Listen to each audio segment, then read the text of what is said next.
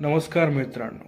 तर अजितदादा पवार यांच्या राष्ट्रवादी पक्षाला आज घवघवीत यश मिळालं आहे. पुणे जिल्ह्यामध्ये राष्ट्रवादी पक्षाने ते डंका मारला.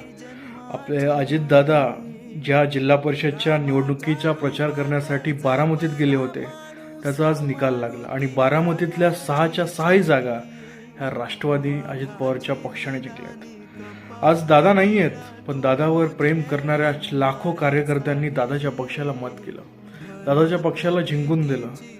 आज दादा असायला पाहिजे होते. आज आपल्याला दादा नाही आहे त्याची खंत होते. कार्यकर्त्यांचा बाप माणूस हरवला आहे. पण आज जरी दादा नसतील तरी दादांचे कार्यकर्ते आहेत, नेते आहेत आणि दादांचं काम पूर्ण करतील ही अपेक्षा आहे.